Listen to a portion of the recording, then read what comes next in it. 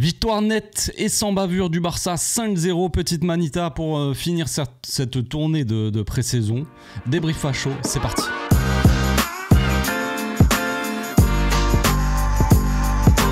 Au passage, n'hésite pas à nous rejoindre si c'est pas encore fait et à partager la chaîne autour de toi, ça fera plaisir à tonton. L'adversaire n'était peut-être pas à la hauteur, franchement. Voilà, on peut pas se baser non plus par rapport au match parce que l'adversaire en face était très très faible. Du coup, il y a eu une totale maîtrise du Barça, une totale domination, ça c'est clair. Maintenant, c'est vrai qu'on a vu quand même un beau match. Déjà, on n'a pas encaissé.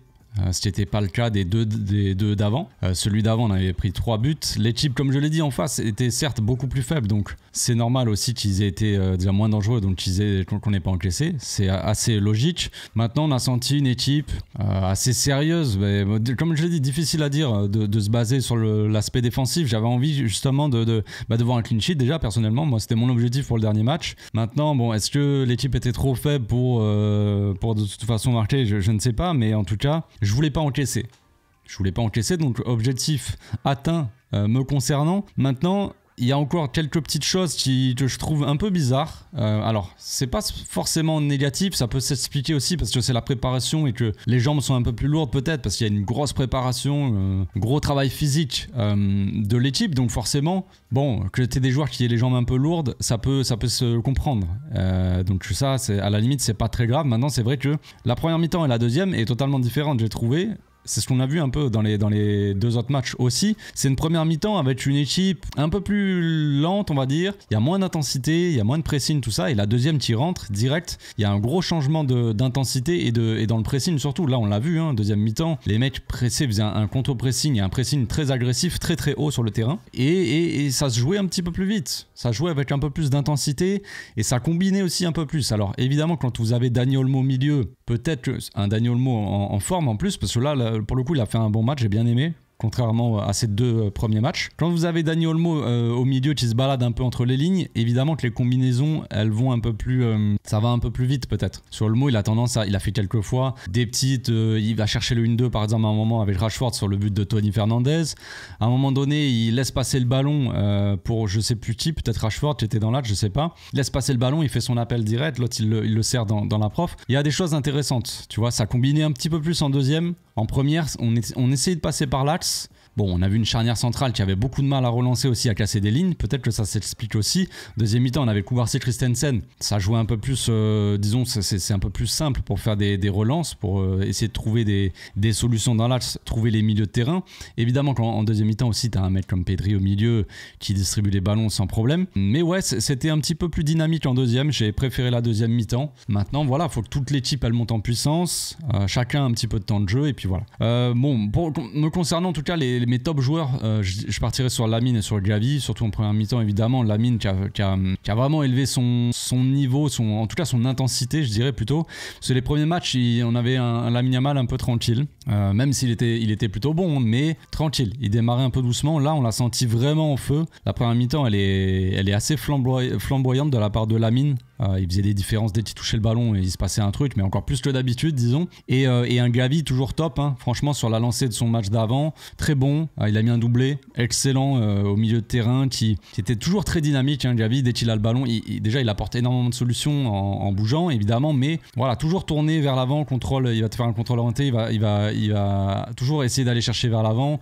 Il a fait des petites transversales, il a un peu orienté le jeu. Assez intéressant, toujours Gavi. Moi, s'il monte en puissance, je dirais que ça va être difficile pour Flick de se décider quel milieu il va faire. Si vous partez avec un milieu avec un 6 en point de basse, vous pouvez mettre un 6, que ce soit Frenkie, Casado ou Bernal quand il reviendra à 100%, et mettre un Pedri, Gavi par exemple en milieu intérieur. À voir si ça fonctionne avec l'animation et Rafinha par exemple, s'il rentre dans l'axe et tout, voilà, ça peut se marcher dessus un peu. Si vous restez avec ce milieu offensif là, cette sorte de numéro 10 on va dire, d'Olmo ou de Fermin, le double pivot, ça va se jouer entre Pedri, Gavi et Frenkie. C'est sûr que Pedri et Frenkie partent avec une longueur d'avance par rapport à la saison qu'ils ont fait la saison dernière. Mais c'est vrai que Gavi, là, il monte en puissance, il revient très très bien, très très fort. Et je pense qu'il va faire une grande saison, Gavi. On va voir l'importance qu'ils vont avoir, le temps de jeu qui va être partagé par tous les joueurs. On sait qu'il y a beaucoup de concurrence au milieu. C'est pas plus mal d'avoir des milieux vraiment très en forme. C'est que du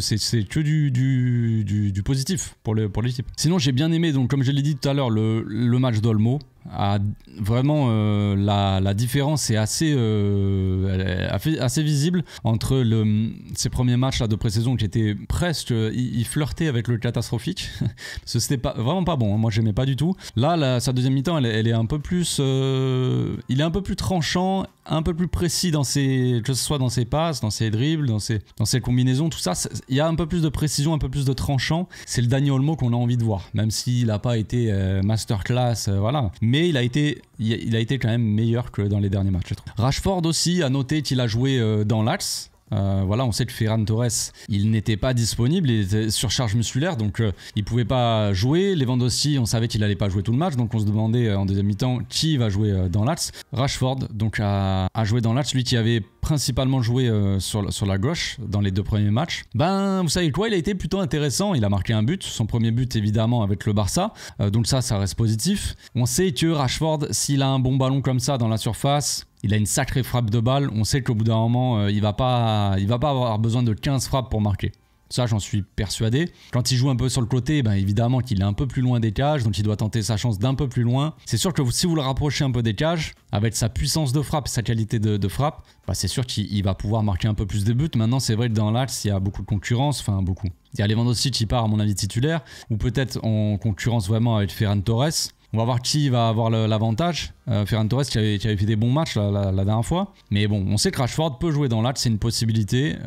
J'aimerais bien tester, avoir en même temps déjà Lamine, Rashford et pourquoi pas Rafinha, même si pour le moment Rafinha je le mettrais personnellement dans les déceptions de la pré-saison. Il y en a la dernière fois ils m'ont dit, j'avais dit que Rafinha je l'avais trouvé assez neutre, j'avais pas trouvé que qu'il avait fait un match exceptionnel dans le dernier match. Bah là toujours pas, peut-être qu'on va me dire encore une fois que ouais non t'abuses, on n'a pas vu le même match, pas quoi. Je suis désolé mais Rafinha a posé, en tout cas a mis la barre, disons, très haut la saison dernière. J'en attends pas moins. Alors, j'avais dit, je pense pas que Rafinha pourra stater autant que la saison dernière, parce qu'il était sur des statistiques, une saison exceptionnelle. Mais je m'attends à une certaine base quand même.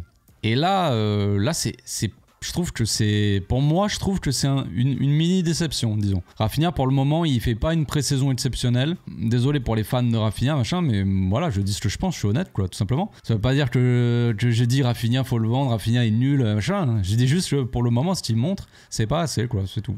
Ni plus ni moins. Mais il doit faire plus.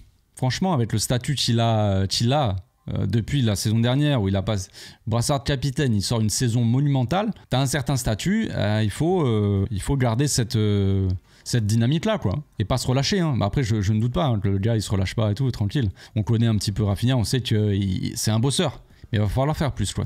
À l'image de son raté là, il était à 1 mètre même pas des cages, caviar je crois que c'est Lamine Yamal qui lui fait un caviar.